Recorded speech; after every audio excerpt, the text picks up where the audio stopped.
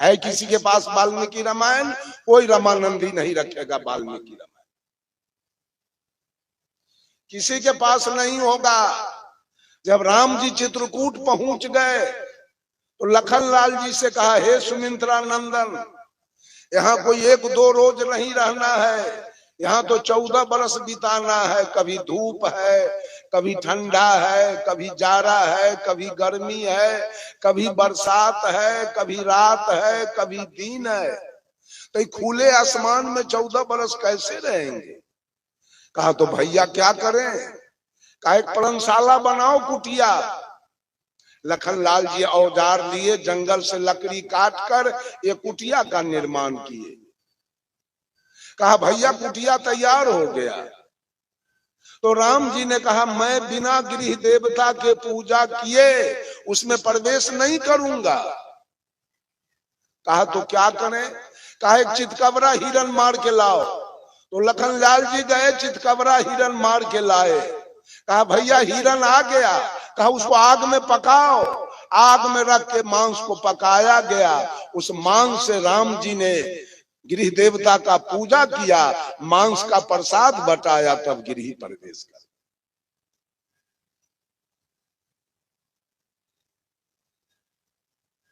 उतना ही नहीं, जब राम जी चले गए चित्रकूट तो लखनलाल जी को राजगद्दी मिला।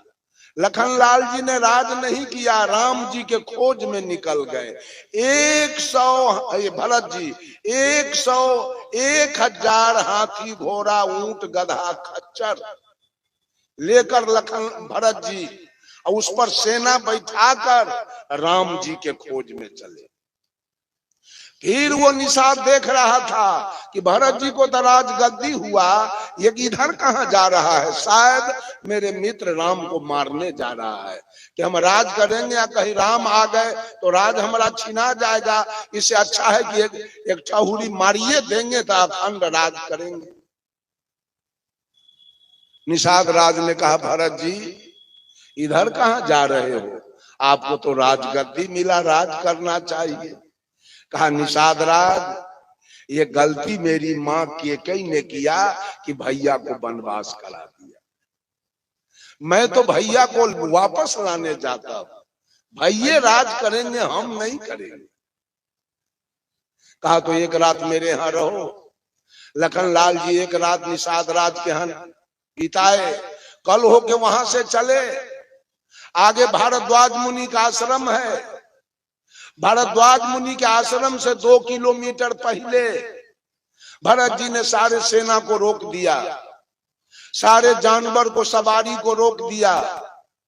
उससे पूछा, हम लोगों को क्यों रोक रहे हो? अरे नीति कहता है आश्रम पर जाओगे, बाबा का बगीचा है, यहाँ हाथी घोड़ा तुम लोग सब बगीचा तोड़ दोगे, फल तोड़ दोगे तो ऋषि श्राप दे देगा, इसलिए तुम लोग यहाँ रहो, मैं आगे जाता हूँ। भरत जी गए आगे। भारद्वाज मुनि को भी शंका हो गया, भरत को तो राज करना चाहिए, भरत जा कहाँ रहा है? कहा भरत कहाँ जा रहे हो?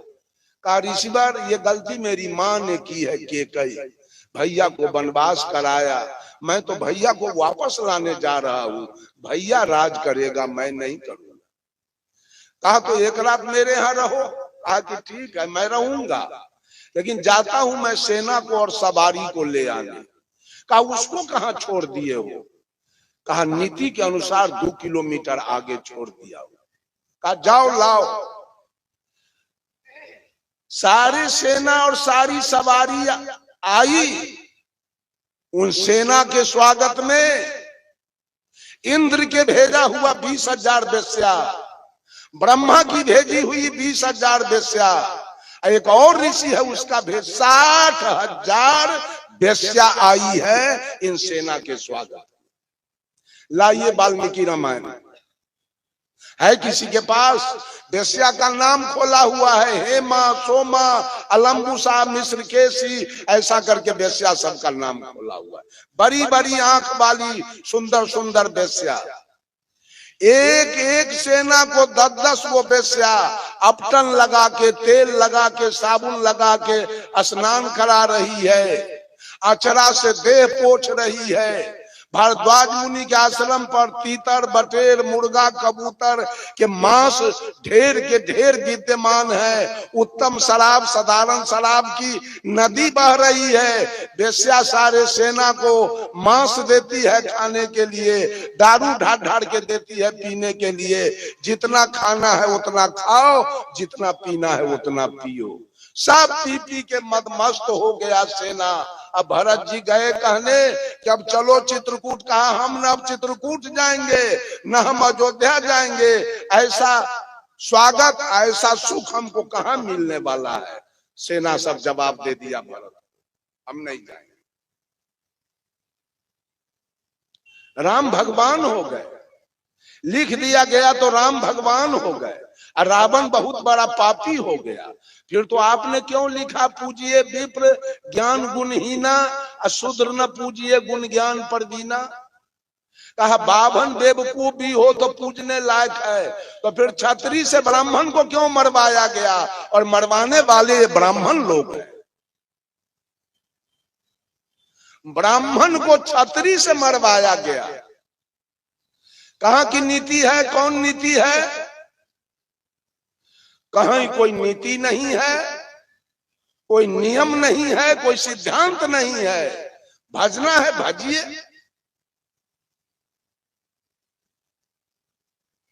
जब लखनलाल जी, जब रावण को तीर लग गया, रावण गिर गया, अंतिम सांस रावण का चल रहा था। राम जी ने लखनलाल जी से कहा, ए लखनलाल, रावण बहुत बड़ा राजनीतिज्ञ था, अब वो जा रहा है दुनिया से, जाके अंत में भी तो राजनीति सीख लो। लखनलाल जी गए, रावण पूछा कौन हो तुम? कहा मैं राम का भाई लखनलाल। किधर आए हो? राजनीति सीखने के लिए। रावण कहा तुम्हारे खानदान में कोई विद्वान है, कोई होशियार है, कोई ज्ञानी है, विवेकी है, राजनीति सीखने वाला? कहा हमारे खानदान में कोई नहीं। कहा एक भी नहीं, सारे बेवकूफ तुम्हारे खानदान में है, कौन सीखेगा राजनीति? कहा कैसे? लखनलाल जी ने पूछा कैसे? कहा तुम्हारे भाई राम को राज तिलक हो गया, वनवास किसने करवा दिया? किसके बात से वनवास हुआ? आप लोग बोलिए।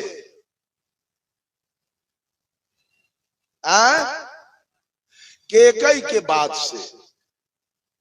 कहा तुम्हारा बाप बेवकूफ अपने पत्नी के बात को बूझ करके और राम को वनवास करवा दिया। वो होशियार है कि काबिल दशरथ? कहा तोहर मां केकई किसका बात बूझ के राम को वनवास कराया? तो मंथरा नौरीन के। ये बताइए नौरीन के बात बूझने वाली रानी होशियार होगी कि बेवकूफ? कहा तोहर मां बेवकूफ नौरीन के बात बूझ के राम को वनवास करा दिया। अरे तोहर भाई बेवकूफ राम। हमारा मामा मारीच कपट का मिर्गा बन के जंगल से निकला, तो कहते हो भाई अंतर्जामी है, तो जाना नहीं कि सही मिर्गा है कि कपट के मिर्गा है, जिसके पीछे तीर धनुष लेके दौड़ के तुम्हारा भाई गया।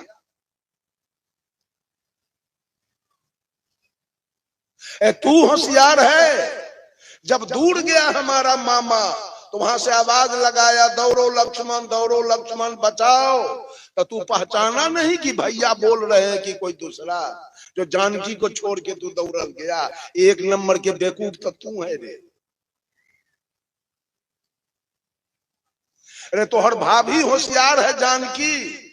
जब तू अग्निबाण से घेर के गया तो निकली क्यों जो हम लेके चले गए?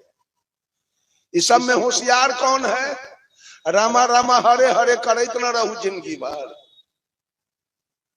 कुछो न मिले वाला है, रमा रमा हरे हरे, करते रहिए जिंदगी भर।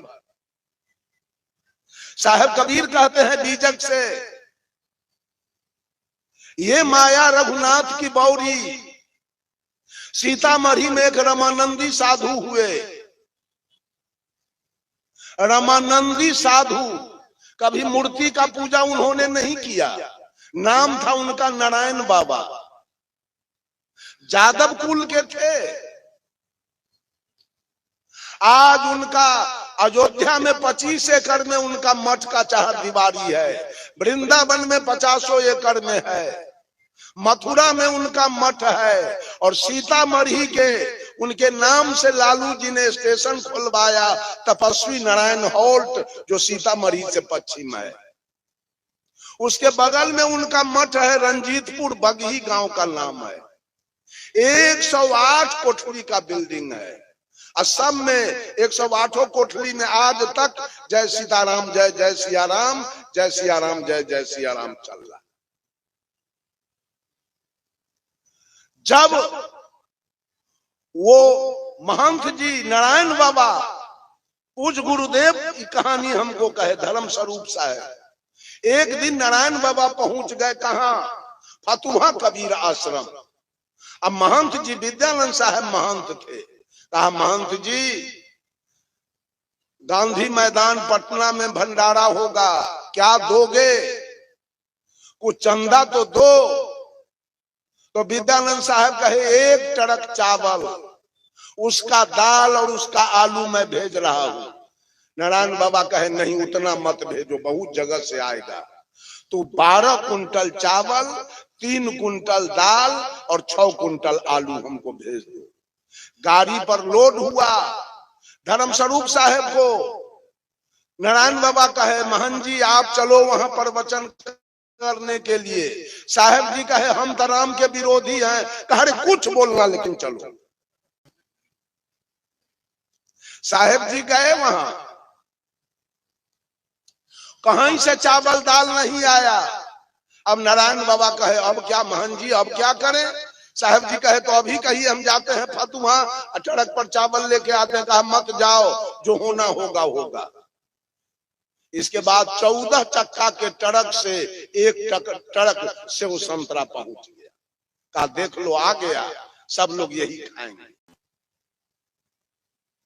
धर्म स्वरूप साहब का प्रवचन हुआ। उस समय तत्कालीन उस समय के मुख्यमंत्री श्री दरोगा प्रसाद राय थे। दरोगा प्रसाद राय मंच पर से बोले, कमेंट किए नारायण बाबा से कि जब राम के पत्नी का हरण हुआ तो राम चिड़िया से पक्षी से पूछते थे, हे खग हे मृग हे मधुकर श्रेणी, तू देखा सीता मृग नैनी। राम जंगल में जंगल से झाड़ी से पूछ रहे थे, लेकिन मेरे पत्नी का अगर अपहरण हो जाए तो मैं थाना में FIR करूंगा, मैं चिड़िया से पूछने नहीं जाऊंगा।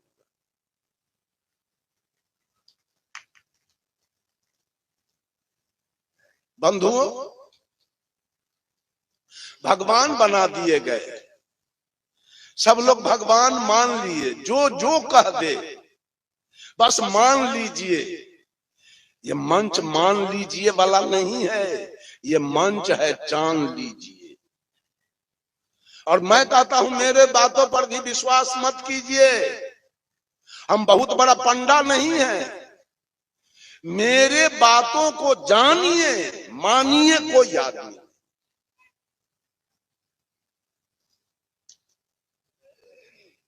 बंधुओं, मैंने कहा आगमन ही प्रस्थान का कारण है, जन्म लेना ही मृत्यु का कारण है, और भजना ही तजने का कारण है। किसको भजना चाहते हैं? किसको भजना चाहते हैं? राम को भजना चाहते हैं। देवताओं की परिकल्पना 56 करोड़ है, एक राम को भजते हैं आप। एक राम को आप केवल भजते हैं, काम चल जाएगा। किसी को 7 बेटा हो आ एक के बेटा के सब धन दौलत लिख दे तो 6 गो बेटा बाप की आरती उतारेगा। अरे बड़ा करते हो अठजाम में तो रामा रामा हरे हरे आ हरे कृष्णा, तो क्या हुआ? राम कृष्ण और हर माने महादेव, ये 3 गो के नाम लेते हो, काम चल गया। 56 करोटी या 33 करोटी में 3 गो देवता का नाम आप जपते हो, और देवता आपसे खुश रहेगा। जिसका नाम नहीं जानते हैं, नहीं जपते हैं, वो सब खुश रहेगा आपसे। एक गांव में अठजाम हुआ, वो गांव में जादव लोग थोड़ा ज्यादा है, समस्तीपुर जिला में जादव लोग ज्यादा है, सब जादव कबीरपंथी, लेकिन दुविधा में रहने वाले।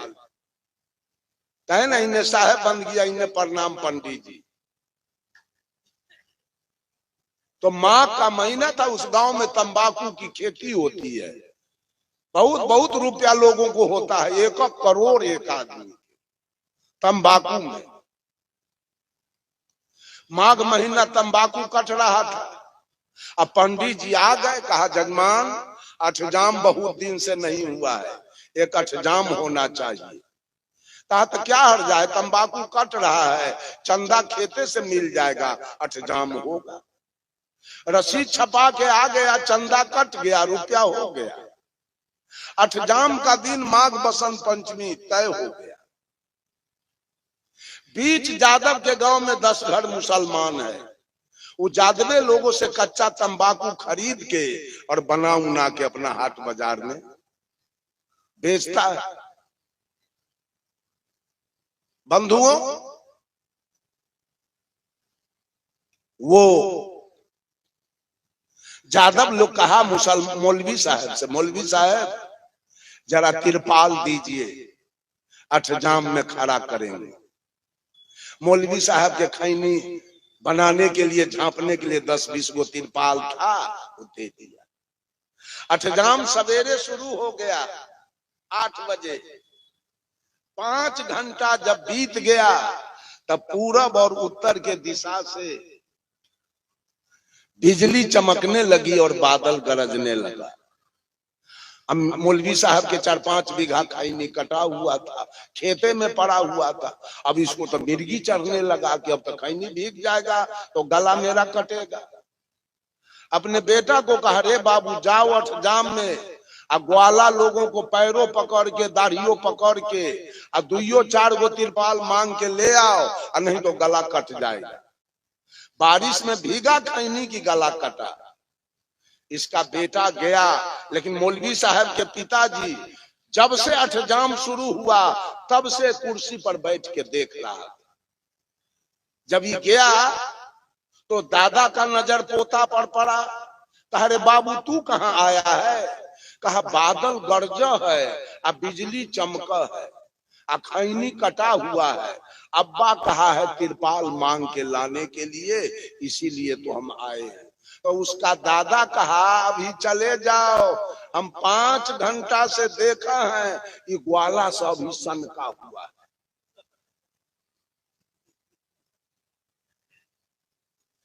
ये ग्वाला सब ही सनका हुआ है, हम 5 घंटा से देखा है। गायले गीत के गावो है, झाल से झलियावो है, और रहना कहूं हुमावो है, तब बुझा है प्राण निकल जाइए। अभी मंगबही तई मार के खराब कर दियो। एक के बाप के रगड़ले है 24 घंटा, रामा रामा हरे हरे, रामा रामा। हमको कहिए ना, जो कल जो बोले प्रवचन सो आज बोलिए, हमारा नाना से नहीं, हम नहीं बोल सकते। बोलल बात तो हम बोलिए नहीं सकते हैं कभी भी। 15 दिन हमको रखिएगा अपने दरवाजे पर, तो हम बोलल प्रवचन दोबारा नहीं करें। हमको अपने शर्म लगता है बोलल बात बोलने में। एक के बाप के रगड़ले है, 3 गो देवता के भजने से काम चल गया, अब बहुत देवता बाकी रह गया। तो मरिएगा तो राम 2-4 नदी आपको पार करेंगे। कृष्ण 2-4 नदी पार करेंगे, भोला बाबा 2-4 नदी पार कर देंगे। अब 5वां नदी पर कहीं रावण मिल गया तो सारा मिर्गी उतार देगा वो। तो सतलोक जाइएगा और बैकुंठ, जिसका नाम नहीं जपे से खुश रहेगा आपसे। मान लिया कि राम का मंदिर आपने दरवाजे पर बना लिया, कृष्ण का मंदिर तो नहीं बनाया, तो कृष्ण आपसे खुश क्यों रहेंगे? कृष्ण आपको स्वर्ग क्यों जाने देना चाहेंगे? राम जाने भी देना चाहेंगे तो कृष्ण आगे ढाठ गाड़ देगा, हम नहीं जाने देंगे। माना कि कृष्ण का मंदिर आपने बना लिया, हनुमान का मंदिर तो नहीं बनाया। हनुमान का मंदिर बनाया, भोला बाबा के मंदिर तो नहीं बनाया। भोला का मंदिर बनाया, विष्णु का मंदिर तो नहीं बनाया। विष्णु का मंदिर बनाया, दुर्गा का मंदिर तो नहीं बनाया। क्या बना रहे हो? किसको भज रहे हो?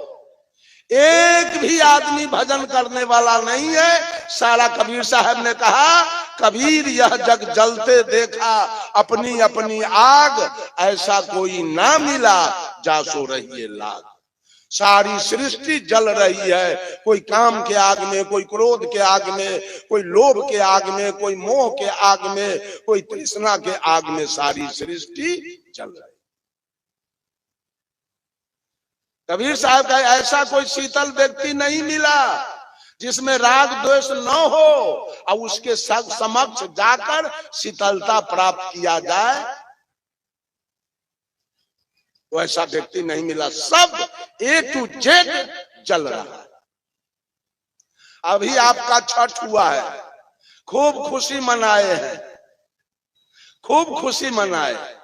कई गो मियाँ छठ किया, कई ठो सिख के पत्नी छठ किया, कई ठो ईसाई के पत्नी छठ किया, और वो ईद किया। तो आपकी पत्नी ईद किया, नमाज अदा किया, तो भगवान हिंदू है कि मुसलमान, सिख है कि ईसाई, वो मंदिर में रहता है कि मस्जिद में, गिरजा में रहता है कि गुरुद्वारा में, वेद बढ़िया है कि कुरान, कि बाइबिल बढ़िया है कि गुरु ग्रंथ, मंदिर बढ़िया है कि मस्जिद, गिरजा बढ़िया है कि गुरुद्वारा, कौन किसका भजन किया जाए और तजा किसको जाए? ये सारा सदगुरु कबीर ने कहा, पक्षा पक्षी के कारण सब जग रहा भुलान, निरपक्ष होके जो भजे सो ही संत। सारे लोग, हम तो कहते हैं कबीरपंथी के साधु सब पक्षपाती है, मंच पर राम का बड़ाई बतियाता है, कृष्ण का बड़ाई बतियाता है। इसका मतलब आप हिंदू हैं, आप हिंदू की बात करते हैं, आप कबीरपंथी हो नहीं सकते। जो टीकी रखा है वो कबीरपंथी नहीं है, जो जनेऊ रखा है वो कबीरपंथी नहीं है, जो भोला बाबा वाला बद्धी और छठ वाला बद्धी पहना है वो कबीरपंथी नहीं है।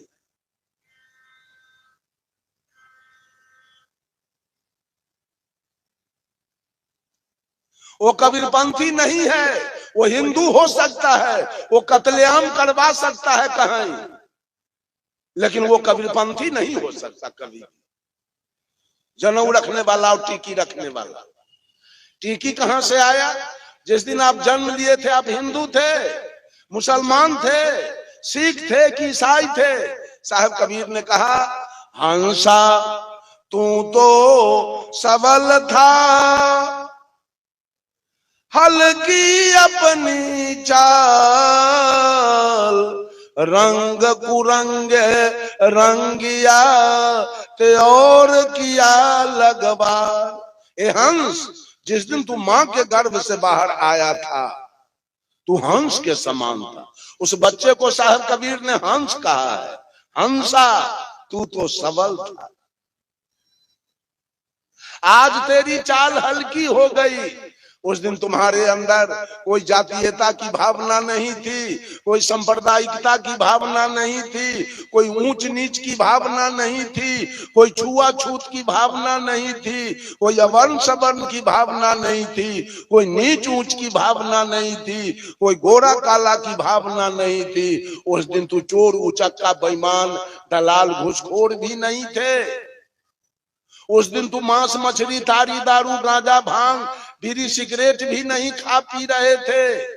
उस दिन तुमको भगवान का भी जरूरी नहीं था। उस दिन तुमको मंदिर मस्जिद का भी जरूरी नहीं था। लेकिन आज तेरा रंग बिगड़ गया, इसलिए तुम मंदिर खोज रहे हो। हंसा तू तो सबल था, हल्की तेरी चाल। रंग रंग एक सीधा साधा शब्द है, उसमें उपसर्ग लग गया, रंग बिगड़ गया। रंग बिगड़ने के बाद आप गलत काम करते हैं।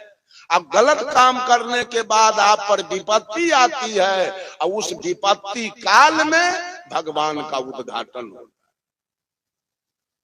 जितने भी भगवान हैं वो सब मानव के द्वारा उद्घाटित है। मानव ने इसका कल्पना किया है भगवान की। भगवान है नहीं, सब कल्पना पर आधारित है। पूरे बिहार के लिए छठी माई है। छठी माई और स्टेट में नहीं है, मात्र बिहार में। बिहार के लोगों ने छठी माई का कल्पना किया। नेपाल के लोगों ने गढ़ी माई का कल्पना किया है। छत्तीसगढ़ हम भी जाते हैं, गौरव साहब भी जाते हैं कार्यक्रम में। छत्तीसगढ़ के लोगों ने कर्मा माई के कल्पना किया है ना। और घासीदास, ये घासीदास वहां के देवता है और कर्मा माई वहां के देवता है। जहां के जैसे लोग हैं वैसे वैसे भगवान का उद्घाटन विपत्ति काल में लोगों ने किया है।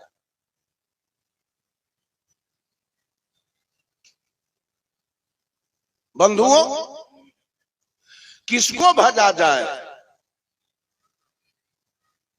राम के भजने वाले रहीम को गाली देते हैं, कृष्ण के भजने वाले करीम को गाली देते हैं, महादेव के भजने वाले मोहम्मद को गाली देते हैं, हजरत के भजने वाले हरि को गाली देते हैं, ब्रह्मा के भजने वाले बिस्मिल्लाह को गाली देते हैं, बजरंग बली के भजने वाले मोहम्मद अली को गाली देते हैं, मक्का जाने वाले मथुरा का विरोध करते हैं, काशी जाने वाले काबा के विरोध करते हैं, और गंगा नहाने वाले जमजम के विरोध करते हैं। तो चारों तरफ विरोधाभास चल रहा है, जलन व्याधि चल रही है, जलन।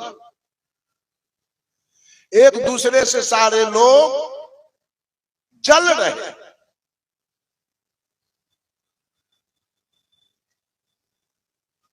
किसका पूजा किया जाए? मुक्ति कैसे संभव है? सुख शांति कैसे संभव है? कल्याण कैसे संभव है?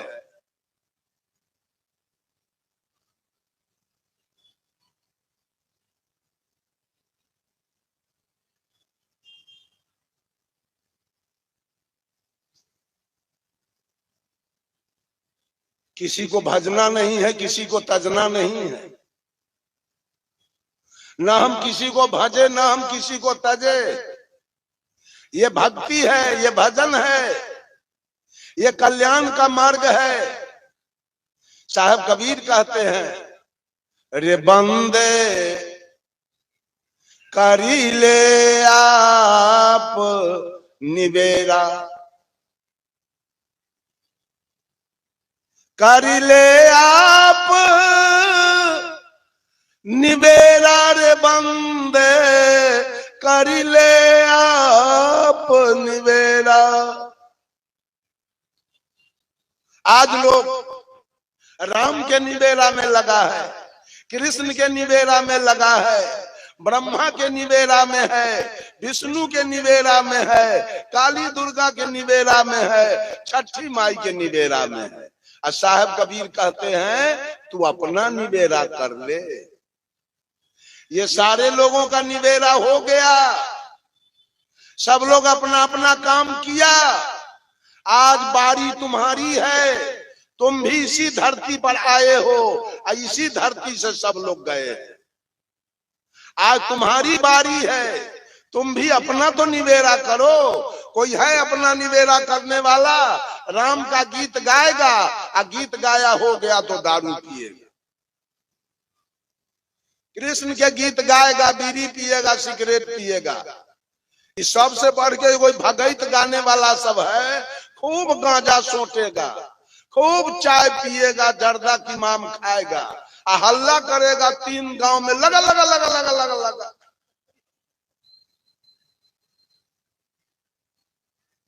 अब न जाने भगत से बेटा होगा कि बेटी होगी, कि जमीन खरीदाएगा, कि मकान बनेगा, कि नौकरी मिलेगी, कि बिजनेस बढ़ेगा, कोई पता नहीं चल रहा है।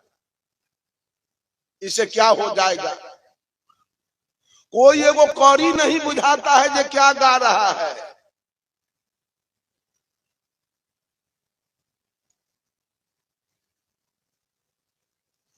एक आदमी कहा जादव के समझाना आ कलकत्ता पैदल जाना दोनों बराबर।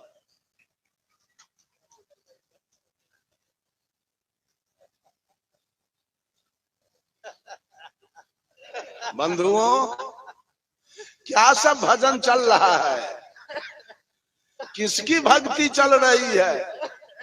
बेटा बेटी भैंसी चरवैया चौर में, आपने भगत गवै ई न ज्ञान है जो बेटा बेटी के पढ़ावे के चाहिए, तो अपने भगत गवै छिया बेटा बेटी बकरी चरवैया या गाय या भैंसी। यही आपकी भक्ति है, यही आपकी पूजा है, यही आपका कल्याण का मार्ग है। नहीं,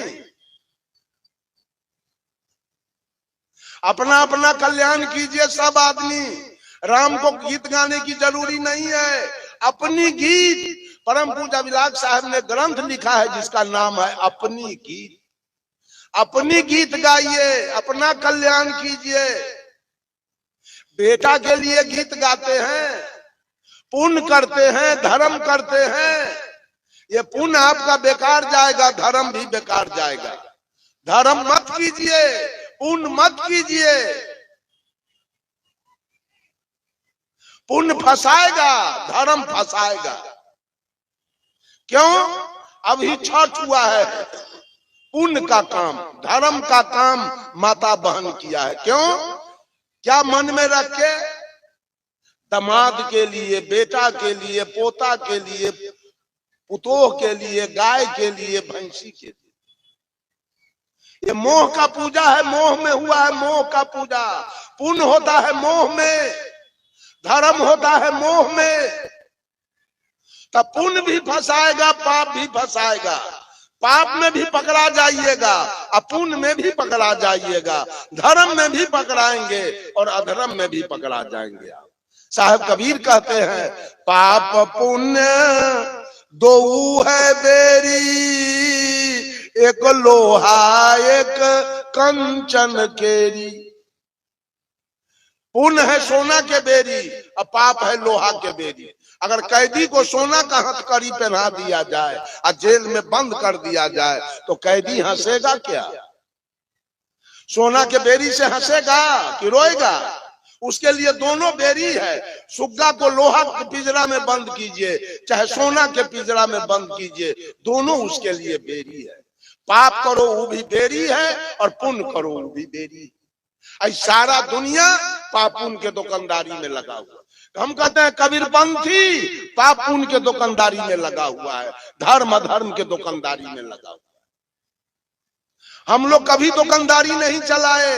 जिस दिन आप आए थे दुनिया में, उस दिन पत्नी लेके नहीं आए थे, बेटा बेटी लेके नहीं आए थे, मकान दुकान लेके नहीं आए थे, नाती पोता लेके नहीं आए थे। आए थे अकेला और चलेंगे अकेला। तब पुतोह वाला भक्ति कैसे आप कर रहे हैं? अब बेटा वाला, नाती वाला, पोता वाला, गाय वाला, भैंसी वाला, ये तो फंस रहे हैं आप।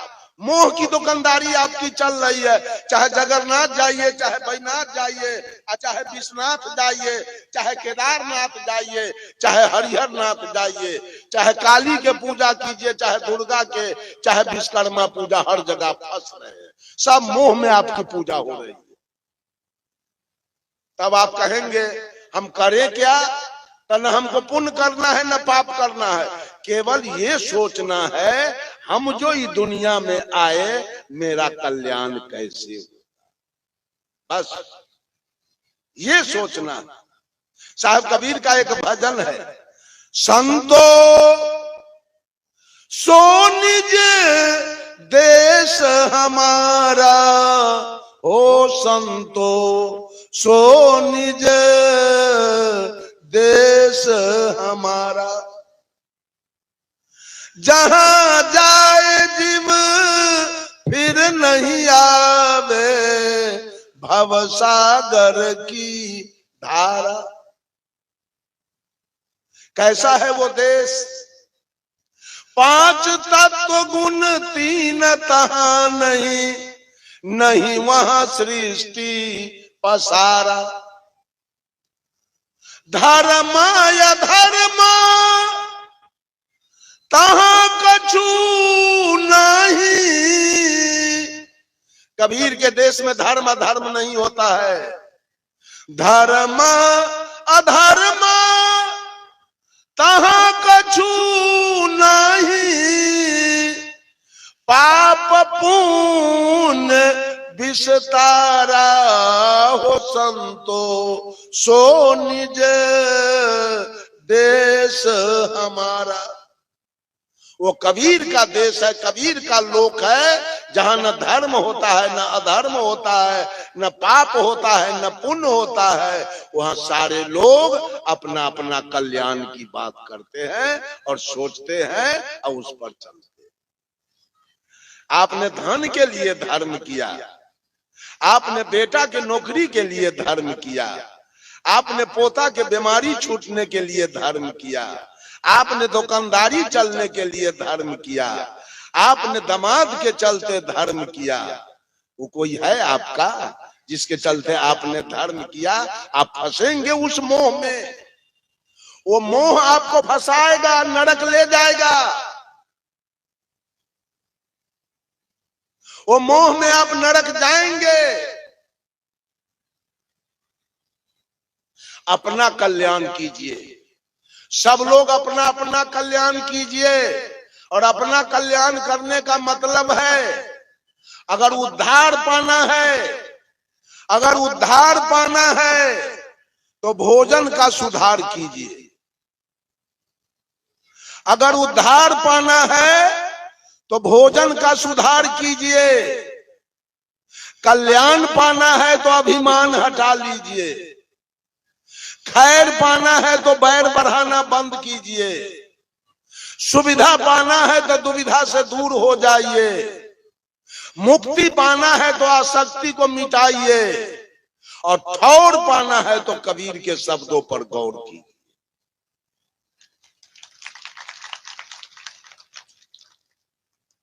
ये झूठ फूस के भक्ति और झूठ फूस के मुक्ति वाला बात कितना दिन कीजिएगा। गोस्वामी जी ने लिखा, तुलसी पाहन पूजिए जस गुड़िया के खेल, और निज पिया से भेंट हुआ तो धरा पेटारी में।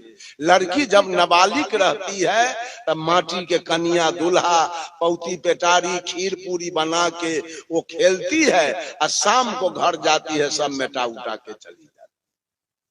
उस लड़की को जब वो जवान होती है, असली दूल्हा मिल गया तो खेलती है लड़कैया के खेल। ये महिला सब आज तक लड़कैया के खेल खेल रही है। कभी जितिया, कभी करवा चौथ, कभी कर्मा धर्मा, कभी तीज। एकरा ब्रेन में लकवा मार ले। ये पीपल के पेड़ में धागा लपेटती है लकवा वाली। ये पीपल के पेड़ में धागा लपेटना कौन व्रत है? इससे क्या होने वाला है?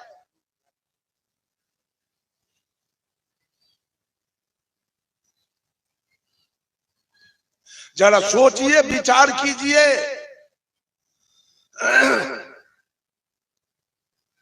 कल्याण का मार्ग पर साहब कबीर ने एक आदमी को अपनी बात नहीं कहा, मुसलमानों से कहा, खोजे अल्लाह के नगरिया जन्म के फूहरी, जन्म के फूहरी हो, जन्म के फूहरी, खोजे अल्लाह के नगरिया जन्म के फूहरी।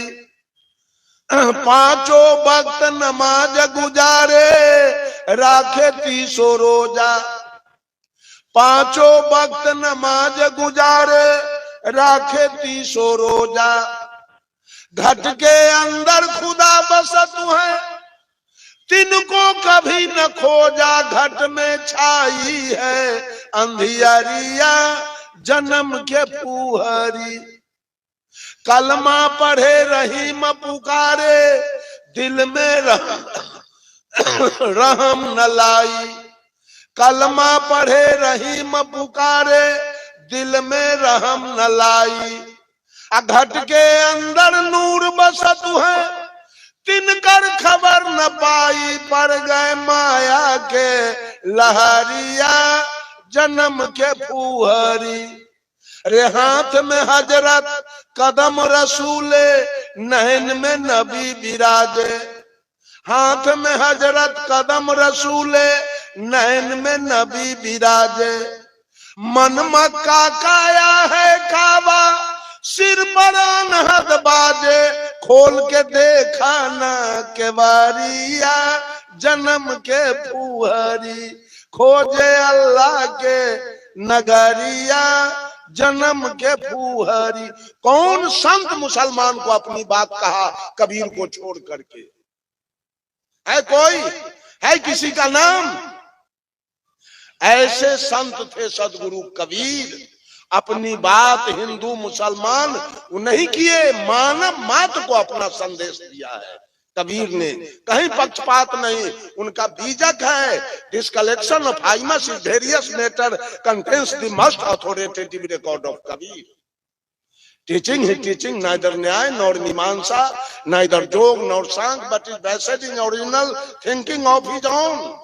कबीर का जो मुख्य ग्रंथ बीजक है, जो विभिन्न प्रकार के छंदों का संकलन है, वो न न्याय है, न जोग है, न मीमांसा है, न वैशेषिक है। वो कबीर के अपने चिंतन पर आधारित। कबीर किसी ग्रंथ से पैंचा लेकर नहीं बोलते हैं, अपने अनुभव के। गांव में एक बहुत बड़ा विद्वान आया और एक आदमी को 1000 रुपया दिया, कहा ढोल बजा दो। चारों तरफ है कोई विद्वान पंडित, अनेक शास्त्र का जानकार, तो आके हमसे हाथ मिला दे, मैं उसको इनाम दूंगा। सारे विद्वान पंडित, अब वो रुक गया राजकीय मध्य विद्यालय पर। सारे नगर के विद्वान पंडित अपना अपना घर पकड़ लिया। अरे भाई विद्वान नहीं है, अनंत भाषा के जानकार नहीं है, तो आके चैलेंज कैसे ठोक दिया? मैं नहीं जाऊंगा। उसे कौन जाएगा नाक कान कटवाने के लिए? हारने के लिए कौन जाएगा? सब लोग चुप बैठे रह गए। एक आदमी साधारण कपड़ा लत्ता पहने हुए आदमी, वो कबीरपंथी गया, कहा जरा हाथ मिलाइए। इसका देखा कुर्ता धोती गंजी गमछा, कहा ये तो बिल्कुल साधारण आदमी है, ये कैसे आ गया हमसे हाथ मिलाने?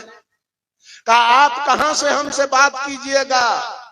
तो कबीरपंथी साधु कहा कितने भाषा के जानकार आप हैं? पंडित पूछा तो कबीरपंथी कहा जिसकी गिनती नहीं है। कहा कितने ग्रंथ के आप जानकार हैं?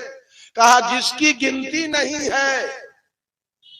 अब तो मायूस हो गया पंडित। कहा किस ग्रंथ से हमसे बात कीजिएगा? वो कबीरपंथी साधु कहा मैं आपसे अनुभव ज्ञान की बात करूंगा।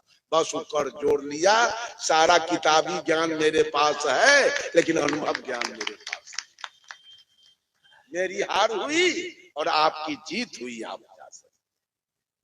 वो साधारण आदमी जीत करके चला आया उसके सामने से। कबीर तो अपने अनुभव की बात करते हैं। कबीर रामायण महाभारत गीता वेद पुराण स्मृति उपनिषद की बात नहीं करते। बंधुओं, अपना अपना कल्याण की बात सब लोग सोचिए। वो आदमी मांस मत खाइए, मछली मत खाइए, तारी दारू मत पीजिए, बीड़ी सिगरेट मत पीजिए, जर्दा की माम मत खाइए, शिखर पराग मत खाइए, माता पिता की अवज्ञा मत कीजिए, चोरी दलाली बेईमानी जो ही आपके पास है, यहाँ तम्मा पीट के राज नहीं करना है, यहाँ कुछ दिन के लिए आए हैं, चलना है। वैसा हिसाब जानकर कि हम डेरा में आके रुके हैं, जो ही जमीन है, जो ही मवेशी है, जो ही बिजनेस है, जो ही नौकरी है, उसमें शांति से, संतोष से, धैर्य से अपना पेट चलाने का काम कीजिए। और सबसे बड़ी बात है, अपना कल्याण करने का काम कीजिए। अपना कल्याण सबसे बड़ा कल्याण है बाबू। सब लोग अपना अपना कल्याण कीजिए, अपने अपने मुक्ति का बात कीजिए, अपने अपने सुख शांति का बात कीजिए। आई देवी देवता और ईश्वर परमात्मा के फेर में पड़कर अपना जीवन मत गमा लीजिए। सब लोग अपना जीवन गमा रहा है कहीं न कहीं पूजा करके। मंदिर क्यों गए? मंदिर कौन जाता है? मंदिर कौन जाता है? जो ईमानदार होगा, जो शुद्ध शाकाहारी होगा, जो माता पिता की अवज्ञा नहीं करता होगा, जो मिलावटबाजी नहीं करता होगा, जो चोरी दलाली घूसखोरी नहीं करता होगा, वो मंदिर क्यों जाएगा? वो आदमी मंदिर क्यों जाएगा? मंदिर जाता है चोर लबरा लंपट, मंदिर जाता है बेईमान दलाल घूसखोर, मंदिर जाता है मांस खाने वाला, मछली खाने वाला, तारी दारू गांजा भांग पीने वाला। पाप कटाने के लिए मंदिर जाता है। हमारा तो मंदिर यही है, बडीज टेम्पल। ये काया मंदिर मेरा मुझको मिला है, तो प्रकृति ने बना के दिया। इसी मंदिर में मैं रहता हूँ, अपने धर्म पर, अपने नेचर पर, अपने गुण पर, अपने स्वभाव पर, अपने पुरुषार्थ पर मैं चलता हूँ। मुझे मंदिर जाने की कोई आवश्यकता नहीं। क्यों जाऊं मैं मंदिर? क्या जरूरी मुझे लगा है मंदिर जाने से?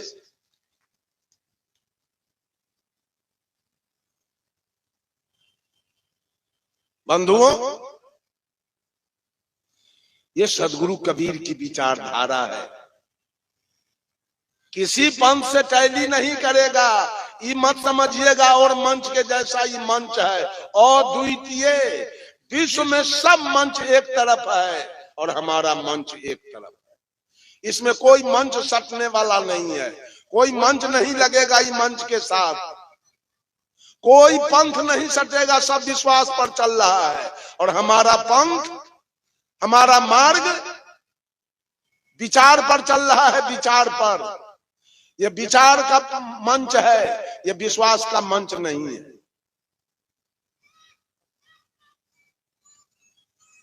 यह विचार का मंच है, विचार का, विश्वास का नहीं है, विश्वास का बाबू।